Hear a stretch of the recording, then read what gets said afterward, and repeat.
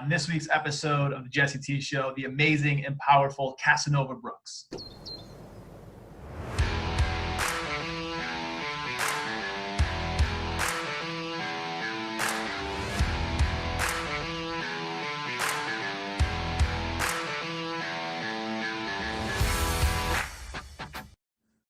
Casanova Brooks, the amazing, the incomparable entrepreneur, real estate expert, business owner, and personal brand specialist. Man, we're so pumped to have you on the show. Thank you so much. Yeah, thank you for having me. I'm super excited to be on here. Man, it's been great. I had the pleasure of jumping on your podcast with Dream Nation a while back, and I'm excited to return the favor, man. You have made an incredible life for yourself. You've overcome so many things that people would love to know, the things you've been through and the things you've overcome. You're an amazing human being, which is the most important thing, but you're a super badass entrepreneur and so many other things. So for those, the few of us, those folks in the world that don't know your story yet, please share with them who you are, what you've done, and how you got to where you are today. Yeah, well, I definitely appreciate the introduction.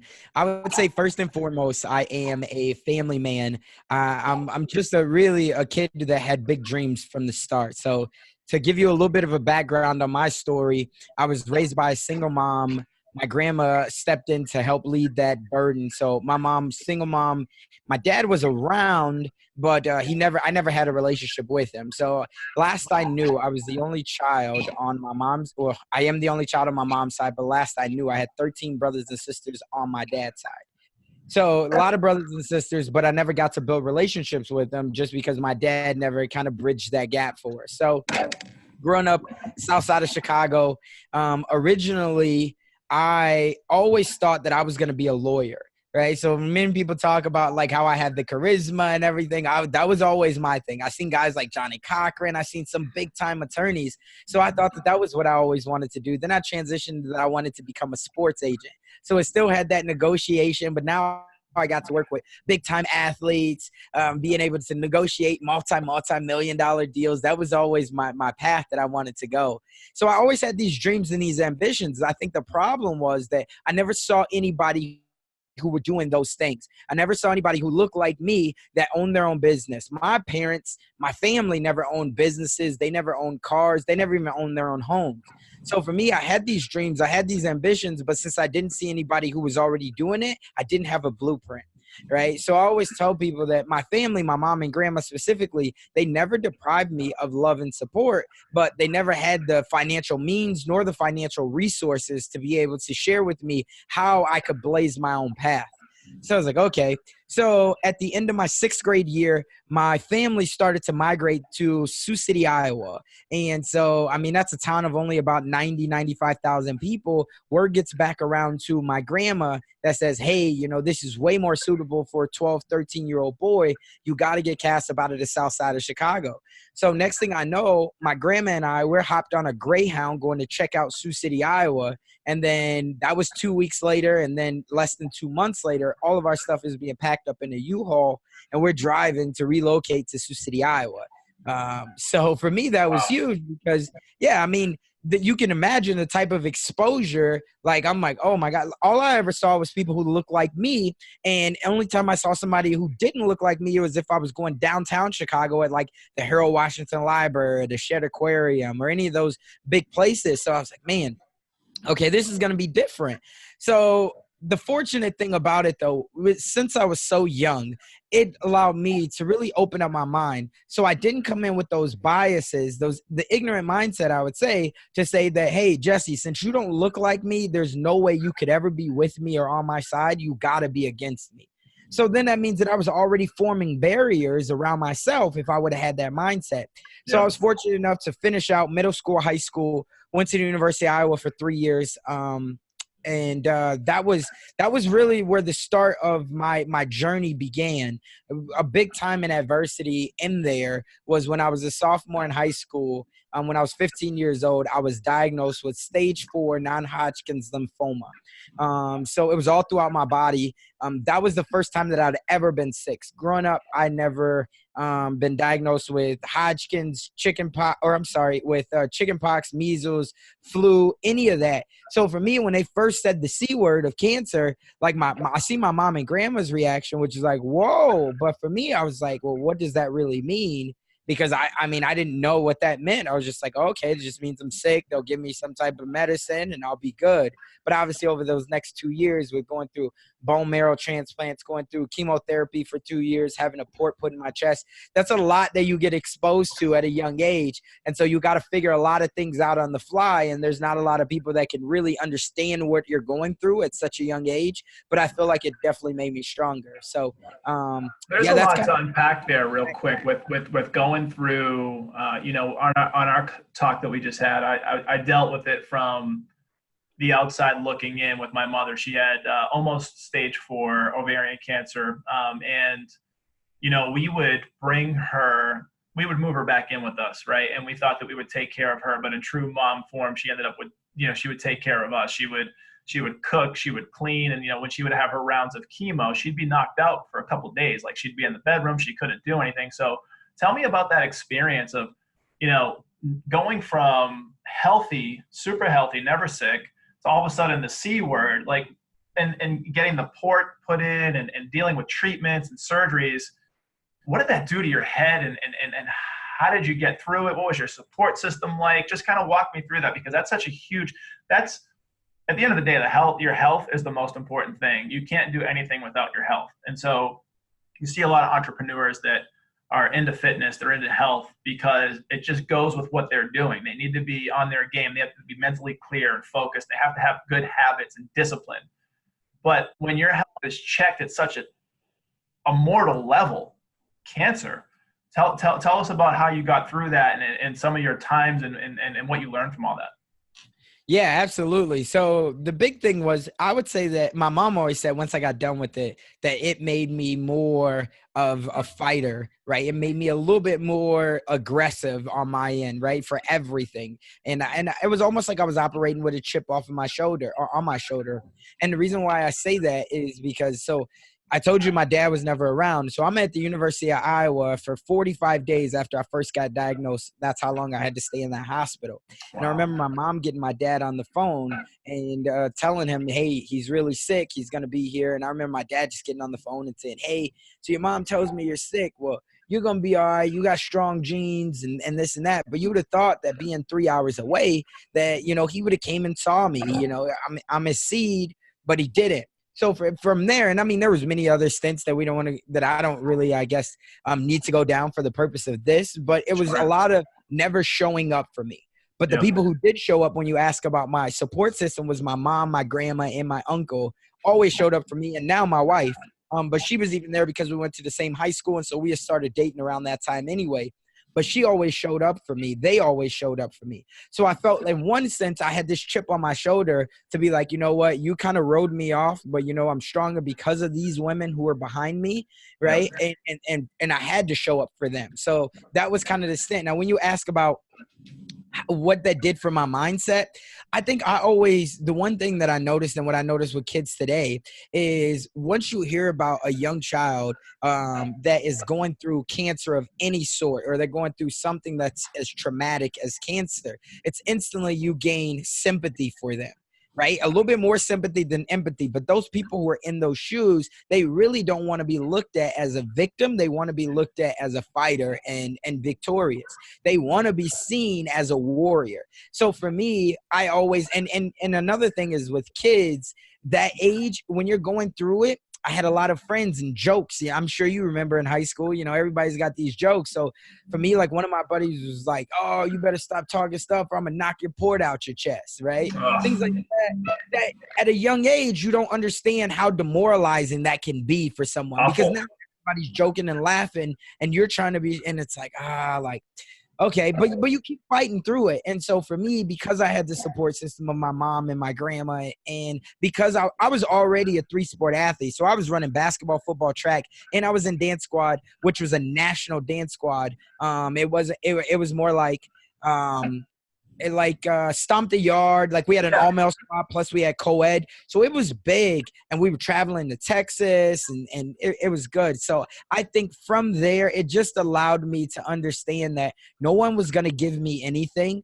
right? Everybody, if you allow people are going to treat you the way that you allow them, right? So for me, what it taught me was that if, as long as I stayed strong mentally, that I could do anything I wanted. And if I showed people that I was a warrior, that was how people were going to treat me.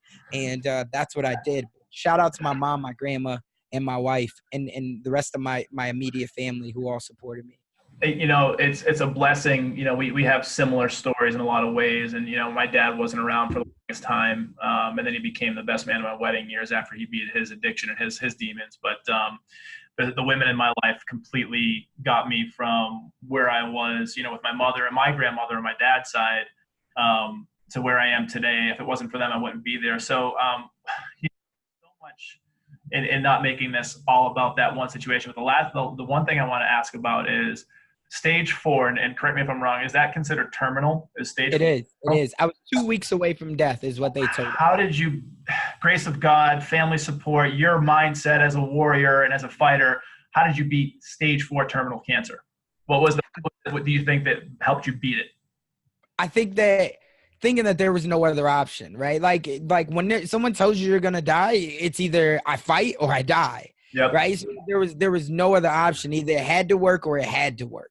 Right. Yep. There was no plan B. So for me, I just took it one step at a time. I took it one day at a time. Every day waking up, having to take, 8 to 10 pills, having to go through chemotherapy, never knowing what was going to sit well with your stomach or your immune system that day. But you just got to take it one day at a time. So for anybody who's listening to this show right now and you're wondering, how will I beat my situation? Whether that means I'm about to go into foreclosure, whether that means that my dad just got diagnosed with terminal cancer, whether that means that my child, whatever it might be, if you take it one step at a time and you just every day you're going to have a new challenge, a new obstacle. Because it doesn't matter about the money or the lack of, but if you figure out, okay, where am I positioned right now? And what's the one step I can do to get me closer to my end result or my end goal? Then you'll be successful in whatever that is. And keeping the faith and belief. You got to believe it, before you see it. So when that opportunity comes, you seize it. So even when we talk about cancer, I got to believe in the beginning that I'm going to beat it, right? Before it's been beaten already. Yep. So then when every new obstacle gets thrown my way, I've already prepped myself for this weeks and months prior that I understood. And how you build momentum to do things like that is you start with one small bite, right? What's the best way to eat an elephant? Yep. Right? One small bite at a time. If you think of because I have something that I wrote, and this was 4 years ago. I'll share this with you. But 4 years ago, I put something, and I think I read it somewhere, but what I took out of it was, don't start with big goals, right? A lot of the times people have these big goals. They want to make $1 million.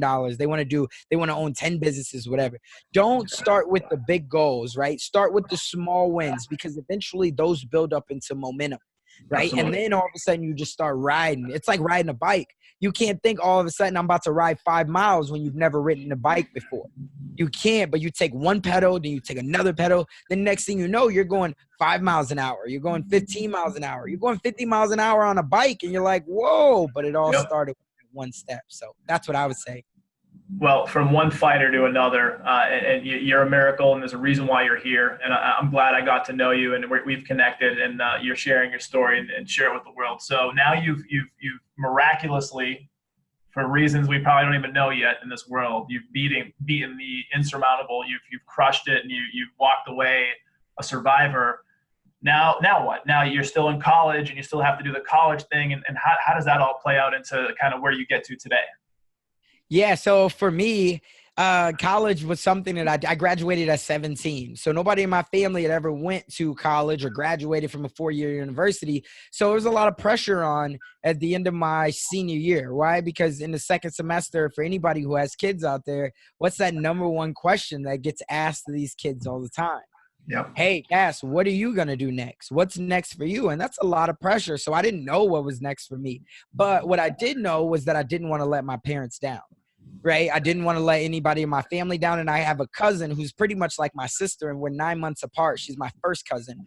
And she had already been accepted into a bunch of 4-year universities. And so growing up, like my uncle and my grandma, they would always ask me, like, if you knew your ABCs as well as you know them rap songs, then you better. Like, oh my God. Because that was always, again, like I wanted to do my own path.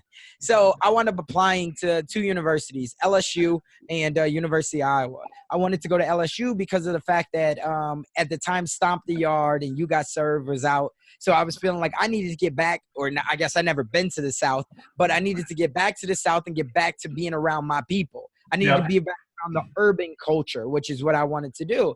And so, but I knew my parents would never be able to send for me. I knew that they would never be able to call for, or, send for me around Thanksgiving, Christmas, any of the holidays where people were going home to see their family. And I didn't want to take Greyhound to Greyhound and all that. So I got into the University of Iowa, which was only 4.5 hours away. On top of that, the University of Iowa was my primary physician, right, for cancer. So I figured if it ever came back and I had a relapse, I would be able to go to some place where they already knew my history, knew my story. They would be able to help me again. So 3rd year in, fast forward, I changed my major. This is 3rd year in my junior year. I changed my major 4 times. And then 2 weeks in, I call up my mom and grandma and I say, hey, this isn't what I want to do anymore. And they're like, well, first off, you could have told me this 2 weeks ago before we dropped you off, right? And, and I'm like, well, the big thing was I truly became of the belief that just because you had a degree did not mean you're going to be successful in life. Yep. That was huge for me. And so I was like, you know what? I don't want to do this anymore. And so they supported me as they always did. And then at that time, I had a huge passion for music. One of my cousins was huge in the underground scene, almost mainstream up in Milwaukee, Wisconsin. So I called him up. I said, hey, me and my buddy, we got these hot tracks. He says, yeah, you know what? Just send them to me. Now, he has done songs with some of the biggest mainstream artists that there were anytime they come through Milwaukee. And so I send it to him. A couple days later, he calls me back and he's like, yo, like these ain't half bad. These are actually pretty good, but your production is trash. Sure. And then and I'm like, I know it. He's like, I tell you what, you find a way to get up here to Milwaukee, Wisconsin. I'll get you into a professional studio. No promises, but I'll get you at least some tracks made. So boom, from there, within a 1.5 stretch, me and my buddy withdrew from all of our classes, took all the student loan money and boarded Greyhounds up to Milwaukee. That's awesome. And it had to work or it had to work. Yep. Right? Like, it was no plan B. I just went all in. And so I was like, okay, so we did that. We recorded and came back home, started my entrepreneurial journey from there. We got T-shirts and hats made. At the time, we had heard about Luda and everybody else. You being down in Atlanta. Oh, yeah. Like selling. We was going to sell it all out of the back of the cars. And we was going to do everything. Love it. Yeah, so I was hungry, and I would say the guy who I was looking up to the most at this time was Dame Dash, right? That with Jay-Z, and so that's what I wanted to. Listen, I grew up a huge Jay-Z fan, and I modeled some of my earlier business ventures that we discussed on your show after some of his. Right. Yeah. Absolutely. And so the fact that he was able to build, somebody like Jay-Z up, I was like, man, I can build relationships. I can build talents like that. And that was like my big exposure to really going from a solopreneur and employee to really trying to be an entrepreneur and a business owner. And that was kind of how that all went. And from there, fast forward 5 years ago, I wound up moving to Omaha, Nebraska, which is where I live now, from Sioux City, Iowa. And I knew nothing about nothing, right? I got here because of a job opportunity being a digital marketing consultant. And I quickly found from there, though, that the corporate world wasn't for me. Why? Is because everybody could tell you no, but nobody could tell you yes, right? So I was like, man, I was crushing it. I made the most money our entire center. And this is a Fortune 500 company. This is $1 billion company that I was working for. I'm getting all these awards, accolades, everything like that. But nobody could give me this management position. Everybody just said, oh, that's not my call. So I got exposed to I got exposed to real estate, and being down in Atlanta. For anybody else who's listening to your show down in Atlanta, I got exposed to Jay Morrison for the first time. And that was a big, big deal for me because I caught, I think, one of his YouTube videos, and he had talked about being the Lord of your land. And I was like, wow, like, okay, so how can I be the Lord of my land? I don't know anything about real estate, but I seen that he was, proclaimed as the celebrity realtor. So I said, you know what? I seen that he's taken the path of helping other people buy, sell, and invest in the real estate. And then he's taken those commissions, figured out how he could do the same thing. And that's the path that I chose to take. So fast forward, I then jumped into real estate, got my license, knew nothing about it. The big tragedy in there was after 1 year being in Omaha, my mom and grandma reached out to me and they said, hey, you know what? We want to be closer to you, Julie and CJ. And so within 2 months, I would say, we moved my mom here to Omaha. Within a week and a half stretch, I lose my mom, so that's how you and I were able to connect. But I lose my mom within a week and a half stretch of being here in Omaha. So she never truly got to experience Omaha for one day because within 24 hours, she went to that hospital. And at this time, I'm one, transitioning jobs, two, I'm in the process of buying my first home. And for anybody who knows about buying a home, and this is our first one, they're going to re-verify employment the day you go to close just to make sure that have a job. And so student loans, there's a lot more to the story of how it came. But basically, since I was transitioning jobs, when I got the call to that my mom was gone, I was in Rochester, New York, doing a training for a company, which is another Fortune 500 company. So that was outside sales. I was trying to transition from inside sales to outside sales. What was the job in Rochester? It wasn't Paychecks, was it? It was. Yeah. I worked at Paychecks for a little while. I went up to Rochester. Yeah. So you know how it goes then, right? Yeah, like they send everybody up there. You got to do your training up in Rochester. And so, I didn't go, but I had to go because we were in the process of buying this house. And so I needed that because since it was outside sales, they wouldn't even give me a territory until you finish that like level 1 training. That's right. My mom's gone, and now I got to take the next flight back to Omaha, 4 a.m. in the morning, and I got to handle all the funeral arrangements and everything. So then my manager calls me, or my manager's like, hey, Casanova, we need you to go back to Rochester, complete this training. And I'm like, hey, with all due respect, I can't. Like, my grandma needs me here because my grandma's lived with my mom for 40 of my mom's 50 years. So rather than just losing her only daughter, it was like she lost a companion. Her best friend. In an apartment. She's 73 years old. I'm like, no. And like, she doesn't know Omaha. Like, my wife, my grandma, they need me here. And then my manager's like, I get it, but there's nothing we could do. Like, this is corporate. You got to go or we got to let you go. And I'm like, look, I got this real estate license. I'm not doing anything with it. I don't got no clients, but just please let me close on this house. I'll put in a 3-week notice so I can close. And then I'm out of your hair. And she was like, you know what? I'll do that for you. So shout out to, I don't want to say her name. Actually, I don't even think she's with Paychecks anymore. So shout out to Sharon, but she did that for me. And so that was so huge. But then 2 days prior to closing, underwriters call up and they say, hey, we want some more information on your student loans.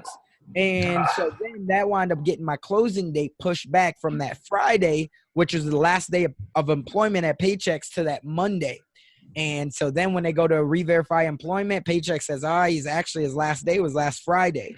So of course, now my loan officer calls me up, dude, what the you didn't tell me you were quitting your job. I'm like, well, first off, bro, I just met you like 3 weeks ago. Like I can't, you're never going to give me a loan knowing I'm not going to have a job 24 hours afterwards. That's, conflict of interest. So of course they didn't give me the loan. So I wound up losing my job, my house, and my mom all within a 1 week period. So I'm down and out. I got no clients. I got no family here. I got no nothing. And I was about to go back, get a W-2 job. My wife's like, no, like you got this license. Either you're going to practice, you're going to go all in. Otherwise, you're always going to be wondering what if. And I'm like, okay. And so fast forward from there, my first year in the real estate, I did 46 deals, $8 million in volume. I got the rookie of the year here in Omaha. And that's been my path for real estate ever since. It's just been on the up and up. Man, you are a blessing in every which way, man. And the things you've been through, it takes these situations to really see what you're made of, and to see how you can help others and bless others in a sense. And the one thing that there's a lot that you brought up there, but one thing that stood out as an entrepreneur, as an independent person that did do the corporate thing, and I did do the entrepreneur thing on and off for years to try to figure out how it was going to look for me. You mentioned the support of your wife pushing you, saying go all in. That is not the norm. Most entrepreneurs that I know in my sphere of influence and the people that I know have a tough time with trying to make it make sense. And if they're in a relationship, you know, if they have a spouse or a boyfriend, girlfriend, something serious, that support of that significant other can really make a huge difference. And so shout out to your wife for having your back, because that could have been a whole different situation. I don't know if you follow Gary Vee at all, but he talks about how you really got to take care of what's important for you, and you got to chase after your dream, and like the noise of like mom, dad, your spouse should come secondary. But at the end of the day, it's a real noise, and it's really there. You still have to go to sleep at night with your significant other and like look at them and be like, crap, like they need me to do my thing. So shout out to your wife, shout out to you. And so now you're crushed it your first year, $8 million in sales, 41 properties. And for most people that don't know in the real estate game, that is a massive effort. I know a lot of realtors, and I know people that they're happy if they do like 20, 24 deals their first year. That's actually a pretty good year. And you doubled that essentially. So what was working for you? What was the hustle like? What was the grind like? What was or still, what is it like? And maybe it's a little bit different now, but what were you doing day to day to generate leads, to connect with people? Because this is really good for my audience and a lot of these business owners that are scaling and building at different levels. How did you become so successful? I know you have the mentality, which is pretty much the most important thing of we're either going to do it or we're going to do it, right? So what were some of the mechanics and some of the specific measures, without giving away proprietary information if you don't need to, but like how did you become so successful in that first year? Yeah. And I always love to share. So for me, what I did was I first started out and I was doing a lot of open houses for any and everybody. So in the beginning, I was just doing like one open house, but then I figured out that I need to be doing 2 open houses every weekend, and I would pick them in 2 different price points, right? So I would do one because the market here, the average home price here in Omaha is about 187, 190,000. It's slowly starting creep up. So that tells you in my first year, I was truly out there hustling. I wasn't like in California where it's like you can do one deal for 4.2 million, right. You know, and so I was hustling. So I did those open houses, and then I was collecting all of the contact information. I just made sure that my follow-up game was super strong, because so many people, once they get into the business and they start to see a little bit of success, their follow-up game is the first thing that lacks. So then other people feel like you don't really care. And in a world of real estate where it's so noisy, because there's a low barrier to entry and anybody can get a real estate license, how do you separate yourself from the next person? So one, I always tried to be face-to-face. I was doing the open houses, but on top of that, I was doing 3 to 5 coffee and lunches every single week. I was meeting with any and everybody who would sit down with me, because I didn't have anyone else that could just give me business or give me leads, right? So if I met you at a networking event, which I was trying to do at least, 1 to 2 networking events. I was a part of chambers. Yeah. I went to different center sphere meetings, and I know B&I is like all across the country. So I would look at things like that. And then after I started to get a little bit of success, what I did was I made sure that every single person, when we got to the closing table, that they took a picture with me and my sign that said sold. So after a while, you're going to see the first one, you're going to see the third one, you're going to see the 5th one. But once I got to like 32, 33 deals, people are like, oh, they were like, this kid is selling everything, right? And so from there, again, you would see that 2 or 3 people just had signs with me, and I'm tagging those people in it. So that was the way that I was able to, just like the online world now, right? It's collaboration over competition is how it's got to be. Right? Collaboration over competition. So now when you tag me into something, obviously now you get in front of my audience, right? It's got to be that collaboration piece. So many people, what I've seen, they wanted to try to do it all themselves. Whereas for me, I would try to go with the biggest name people that was in my city. I wanted to build a relationship with them. And if they I had to come from a different angle, because it couldn't always be about helping somebody buy or sell their own home. But what does everybody want to do? Everybody wants to make money on their money.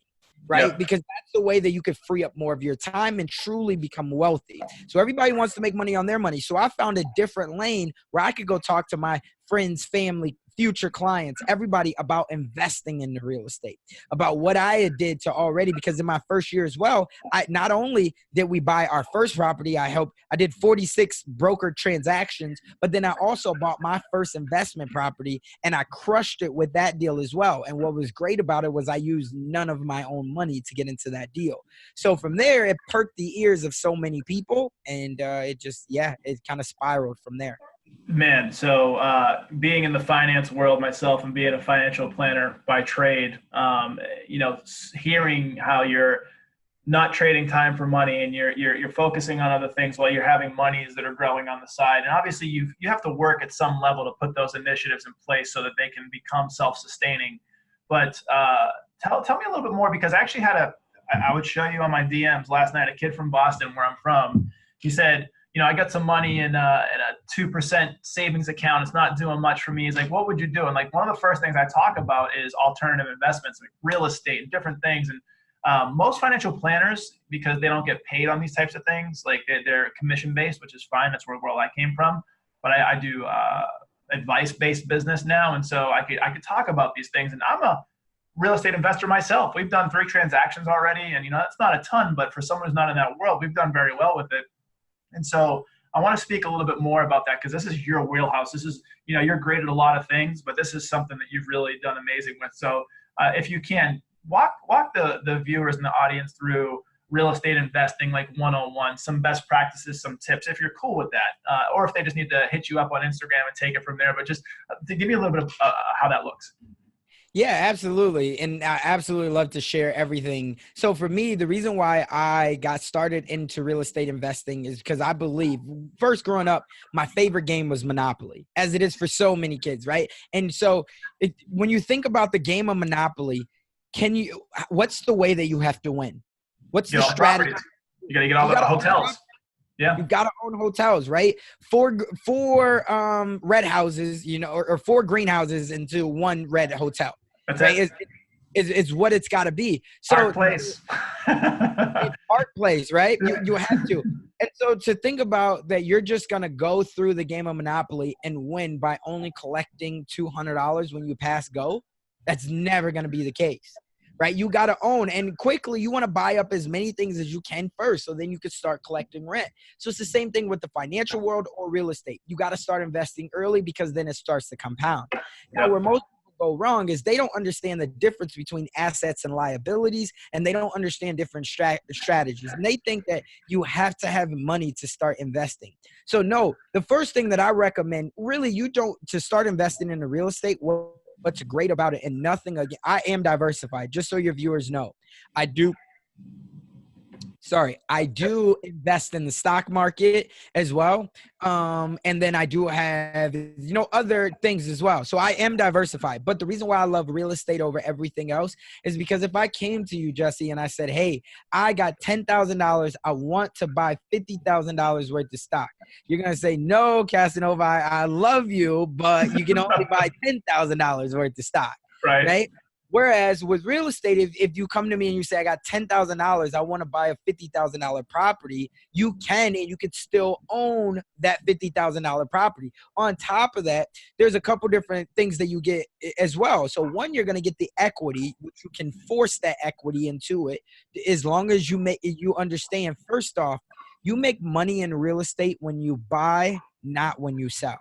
Right. So you want to buy these things at 50 cents on the dollar. What I mean by that is if it's $100,000 property, you want to try to get it for no more than $50,000. Right. Yeah. Now there's different formulas and strategies in that. But if it's $100,000 property as it is right now, otherwise, let's say that you were to go put $10,000, $15,000, $20,000 in, but you bought it for $50,000. That means you're all in for $70,000 now. But now let's say that property is worth $120,000, $130,000. So now you've forced $60,000 in equity. On top of that, you invest for cash flow, not for appreciation. Yep. A lot of times people, they think they're like, oh, this property is going to appreciate over time and then I'm going to be rich. The appreciation is the icing on the top of the cupcake. You That's want to right. invest cash flow. So never put your money into an investment if you're not going to cash flow today. If you're not going to cash flow today, you got to make sure that you have enough money to do the repairs in that property, and then you'll start to cash flow early on. So what I would tell anybody when they're first out getting started, assess where you are. If you already have great credit, you can go to a bank. You can, if you already own your home, you can do what's called a HELOC, home equity line of credit. And I mean, there's some banks out there right now that are giving HELOCs at lowest 2.9%, and they'll even pay your closing costs. Now, of course, you got to figure out who are those banks. Maybe it's a credit union, and who are the people that you need on your team to constantly keep you educated on that, like Jesse.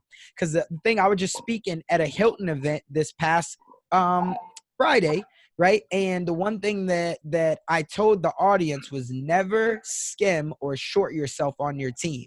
So what I mean by that, your CPA, your financial advisor, your attorney, right? These people, don't skim yourself on your team, because if you look at the most successful people in this world, they all have high level teams. Absolutely. Because those are the people who will make sure that you stay wealthy. We can all go broke, right, if we don't have the right people on our team. So real estate, you can get equity, you can get appreciation, and you can get cash flow, and you can also get tax advantages, right? Yep. These are all the people on your team that will tell you what those advantages are. So that's what I would say to somebody. There's nothing else like it. And the reason why is because over time, land and real estate will always appreciate.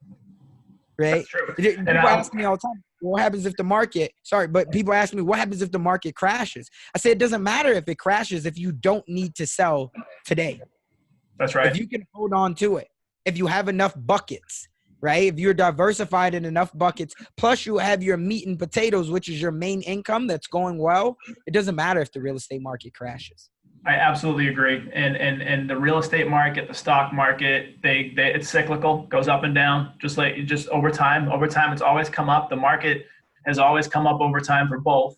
And I think what you said about having a group of people around you, like wise counsel, that can make an impact for you financially, especially, and you deal with this in your world. You probably have a board of directors or center of influence of people for yourself, but for your business, and they could be one and the same, but you have, you being the real estate guru, and then you have a good CPA. And these are people that you should all like, know, and trust. Whenever I deal with people, I want to like them. I want to be able to, if they're into having a beer, if they're into having, a night out where they're having, food with the missus or whatever, I want to be able to like these people to deal with them. You don't have to, be best friends, but you want to like these people, because that's the first cognitive bias, is if you actually like somebody. And then, do you trust them? Is what they're saying sound right? And, we go back to Simon Sinek and start with why. He talks about how, everything sounds great. The features and benefits sound great. It makes sense, but there's just something that doesn't feel right? And that feeling, and that's the why, right? Like, so if you're dealing with someone that you like, if you trust what they're saying, and they're competent, right? Like, they know what they're talking about. Like, you want to surround yourself with those people, because it's going to bring you up. And I think that's a really huge point that you made, because you need that consortium of board of directors to come in and help you with your finances. You need it on the front end. How do I make money? How do I continue to grow my wealth? How do I plan tax saving strategy wise? Like, how do I keep more of my money? Or if you want to donate, or if you want to build legacy wealth, whatever you want to do, that's a huge point. So any other tidbits that you can give out without giving away the house, so to speak, on someone? Yeah, well, I always like to give away everything. But more specifically on the lending side, because I come from banking years ago, and I know that, like, once you hit certain debt to income ratios, and not to go too far into the weeds, but let's say someone who's a W-2 employee or even an entrepreneur, sometimes whether it's their credit score or whether it's their debt to income, they just can't get more credit. How do they go about maybe getting into a property with less cash, no cash, something like that, where they can kind of just maybe taste their first win and kind of build into their first portfolio of residential properties or commercial properties?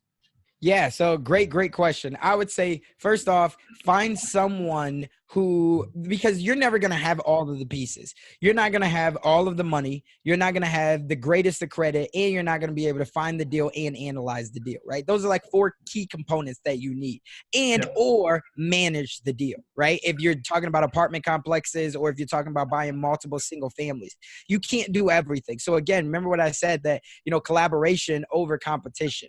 So you got to figure out, okay, maybe I just have a little bit of money, but who can I go find that has the credit and is not highly leveraged with the bank? Or who can I go find that's already doing deals or wants to be an investor and they can find the deal? So if you partner with some people, and this can be looked at as the most expensive way, which is in the real estate world, investing, we call it JVing, which is a joint venture. Yeah. Right. So you can, but this could be a way for you to be able to get in if you find the deal and you have the time, because keep in mind, you're going to invest 1 or 2 things. You're going to invest your own time, or you're going to invest your own money. That's it. One of the two. Ideally, once you get wealthy enough, you don't really have to invest either one of them. But in the beginning, when you're just getting started, you're going to. So figure out which one of those 2 that you have to invest. If you don't have any money, you don't have any credit, find somebody who does, and then you focus on going to find the deal, right? What problem can you solve? So it's not just about finding a house. You got to figure out, what's the problem that I want to solve? Do I want to solve people that have tax liens? Do I want to solve people that are going into foreclosure and I can help them with short sales? Do I want to find people who they have somebody who passed away, so it's probate? What problem do you want to solve? Then once you figure out how you can solve that problem, once you get that deal under contract, then, if you're looking at wholesaling, and there's many different strategies. That's why I love real estate as well, because a lot of the times people are like, well, how can I get in right away? It depends on where you currently are. When we talk about the lending side, there's a lot of people out there that want to make money on their money. You got to go find the deal. Once you find the deal, then you assess what type of deal is it. Is it an apartment complex? If it's an apartment complex, you're most likely, going to be dealing with somebody who wants to buy and hold strategy, that's going to be willing to be in for 3 to 5 years. Now, for you might say, long term, I got a good job right now. I just don't have, extra cash flow, but I do have a good job right now. So I'm looking to build equity into a 20 to 30 unit. Okay, well, if you go find that deal, maybe you got to do some door knocking. Maybe you got to pick up the phone and call those people. You find that deal. Now, let's say that you were going to charge a finder's fee of $15,000 to $20,000 because it was that good of a deal in this 30-unit apartment complex, no matter where it was. Now you could say, instead of you, Bob or Jesse, paying me that $15,000 to $20,000, I would like to take that money and use it as equity in the deal. Nice. Right? So it's all about being creative and first figuring out what's the problem that you're going to solve. But I'll tell you, if you find a good enough deal, the money's all around you. But if you don't already have the credit, right, then I tell you that you should be building the credit. Maybe start out with the secure credit card, $250. Do that for 6 months. That will show the bank, even if you have bad credit, credit can always be repaired and restored and rebuilt. Right. And there's a lot of different companies out there that will help you do that. But you got to understand, first and foremost, you definitely got to have some type of credit. And if you don't, partner with some other people. And then, if you have a consulting business, if you have anything that you're already good at, start up an LLC. That LLC will give you a lot of tax advantages as long as you have the right people on your team. So that's another thing I would say. I agree. And that so many knowledge bombs, so many pieces of practical advice that you could use right away. Unbelievable advice. So where are you at now? I know you had a new venture. I think I don't think it's hush hush anymore. So I don't want to say anything unless it's good to go. But I think you just got a new venture kicked off. And then also for your business and your brand and your podcast, Dream Nation, we can talk about that. Where do you see everything going? And it doesn't have to be, unless you know the specifics, that's okay. But where is this all leading towards? And what are you hoping to build and give back and all this? Yeah, great question. So yeah, I'm still fully blown into real estate, and speaking engagements is my passion. So impacting and influencing other people. But back in the day, we used to always have this saying, and it started by Jay-Z, and you said you're a huge fan of Jay, as am I. I think everyone is.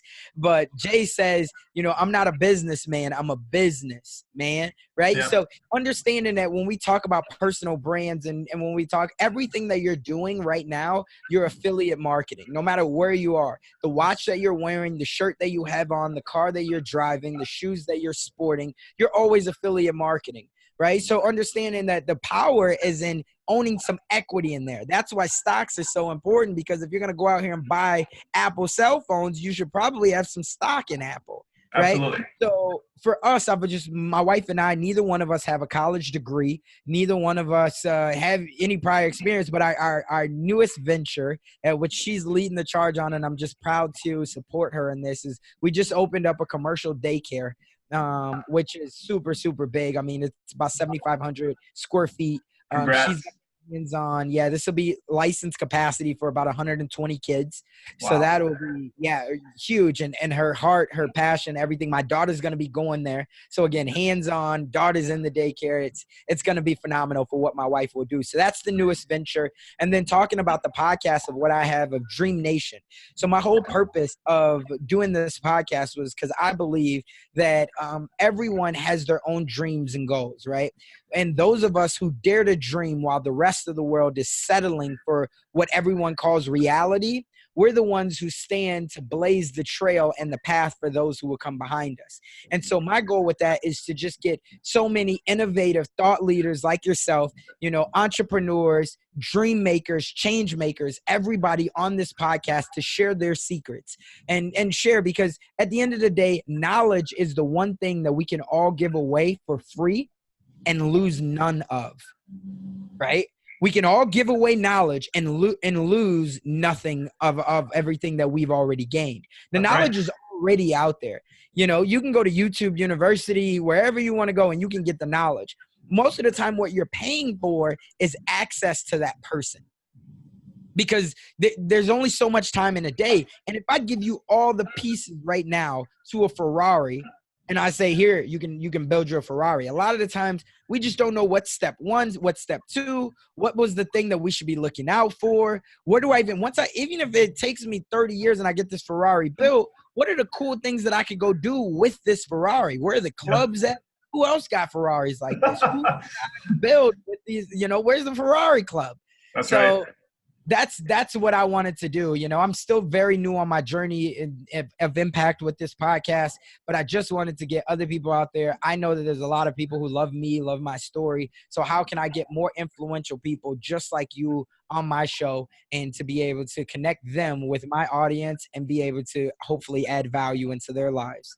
Man, that's huge. And so, I definitely love everything that you've done and everything you've overcome, and how you're giving back to the world and to your audience. And there's so much, and definitely going to have you on for round 2 and 3, and hopefully we can keep getting your story out there. So in that vein, how do people find you, get in touch with you, Dream Nation podcast, and your handles on social media? Please feel free to share it, and we'll definitely get people connected with you. Yeah, so I'm on every single platform as Casanova Brooks, Casanova. So where a lot of people don't find it is it's not 2 S's, it's just one.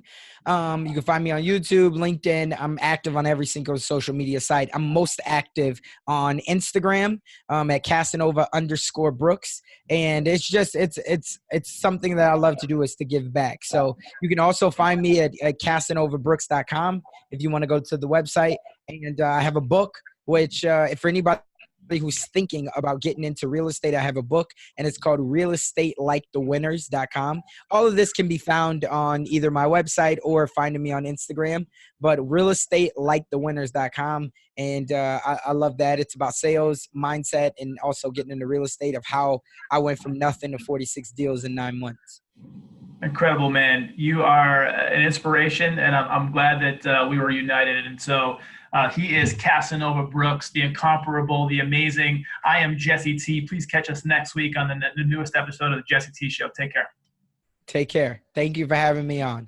Bro, crushed it. How do you feel? I feel good, man. Like I said, it's always good. I love to do these. These are what I want to do more of, right? But it's tough when you got the online world and the offline world going at the same time. And on top of that, you got your own podcast. But I think I want to get on to more shows, and I know it will come. It's just, it's a matter of time. Keep doing what you're doing, man. And I definitely, offline, I want to get in touch with you, because I like your setup with Dream Nation. The Jesse T Show is cool for building the brand, but I also want to have more of the connective tissue with my audience, not just kind of be just the Jesse T Show. So Dream Nation talks about a culture, a movement. So I wanted to, when we can, maybe set some time aside and reconnect on kind of pick your brain on some of those spots and see kind of what that felt like, how that was inspired, Dream Nation and the movement, more than just like the Casanova Brooks show, so to speak. You know? Yeah, absolutely. I would love to. Like I said, don't ever hesitate to reach out. I'm glad we got to do this today, man. And I'm excited for both of these episodes to be released in the future and us to keep, inspiring, impacting. I probably should have been in Atlanta this weekend, but just got so much stuff going on. But they had that BYOB conference. Yeah. I saw that. I saw Charlie was down here, and there was a couple people I saw from EvolveCon that were down here. So anytime you're down in Atlanta, man, let's link up if it's at an event or if you're just here doing some stuff. And then I'm up in Omaha at least once a year, which I think is close. You're still in Omaha now? Yep. I live in Omaha. I'll be up there once a year for the Berkshire meeting and Patrick's meeting. So, man, I love it. Great time today. Go enjoy your Memorial Day. Love on the family, and we'll get in touch soon, brother. Sounds good, my man. Take care. Thanks for having me on. Yes, sir.